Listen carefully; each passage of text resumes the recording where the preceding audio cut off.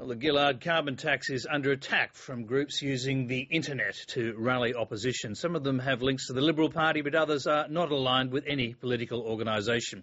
There's even talk of an American Tea Party-style people's revolt against the tax.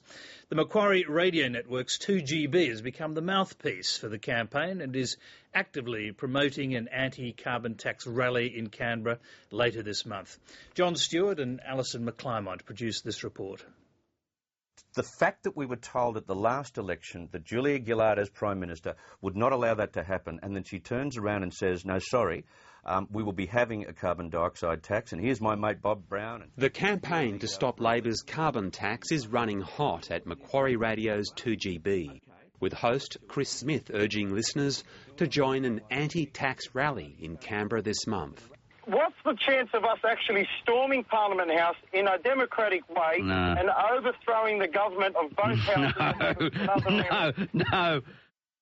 Since the Prime Minister announced the carbon tax, the anti-tax movement has mushroomed online, with new websites and Facebook pages urging people to sign petitions and join the fight. And if you can get to the rally, great. Jacques has indicated that he's setting up a series of buses in various capital cities. You can go to the website and work out... A group called the Consumers and Taxpayers Association is organising the rally and says that over 1,000 protesters from New South Wales, Queensland and Victoria have already pledged to take part. We're at 28,000 hits on our website. The phone hasn't stopped ringing off the wall, quite frankly.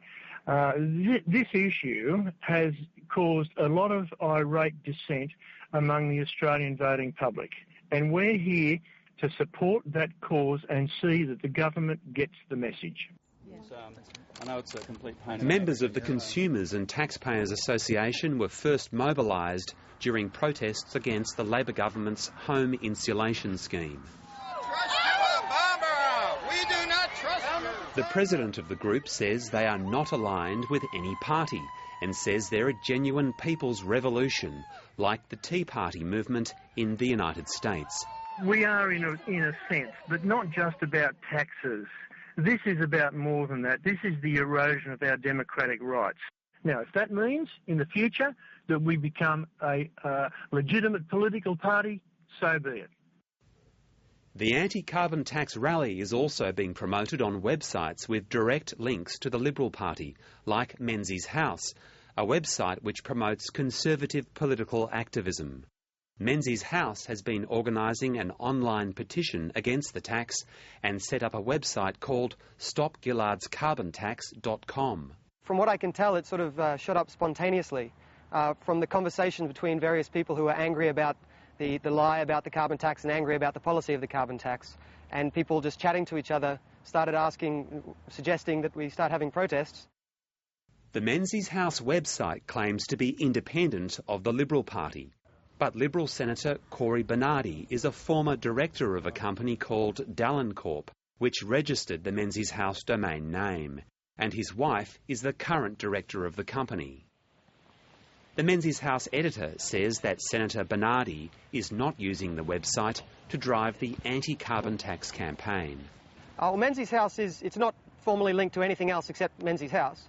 There are people involved with Menzies House that are involved with the Liberal Party, but there's no formal relation. I know Cory, I like Cory, and it's great that he's involved with this as well, but we see things from a slightly different perspective, but we agree that we need to stop the carbon tax. In a statement to Lateline Tonight, Senator Bernardi said, I provided the initial funding over a year ago for the initial establishment of Menzies House, and this included the domain name registration and web hosting. I have no involvement with the management of Menzies House. 2GB host Chris Smith denies that the anti-carbon tax rally has been pushed by the Liberal Party. He is a member of the community who's trying to put together a rally. He's had some support from listeners of my program and some support from newspaper readers, but beyond that, this is an individual's organisation of a rally, and his organisation only. It's not a Liberal Party-driven thing. The group organising the rally, the Consumers and Taxpayers Association, says it's not a Liberal Party front. We have had no assistance from the Liberal Party at all.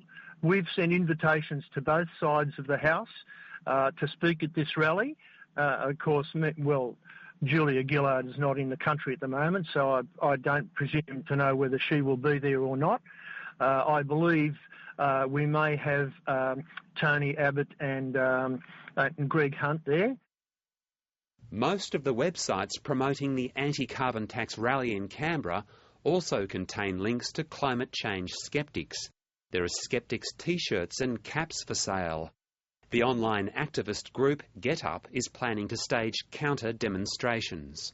What they're calling for is driven by climate denialism. They do not believe in the basic science of global warming. They're anti-progress. But if you look on their websites, they're also anti-Islam. They're anti-refugees.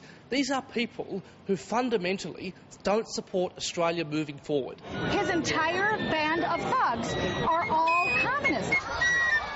Chris Smith says that comparisons between the anti-carbon tax campaigners and the American Tea Party are misleading. It was a very politically driven event, and it was also being run and organised by media groups like Fox, etc. I think this is a lot different. This is actually, as it is, what you see is what you get. This is tantamount to eroding democracy. It's eroding our democratic right to vote and have a say. This is a voting issue. The protest movement has 2 weeks to marshal its forces and make sure the Canberra protest is not a fizzer. John Stewart, Late Line.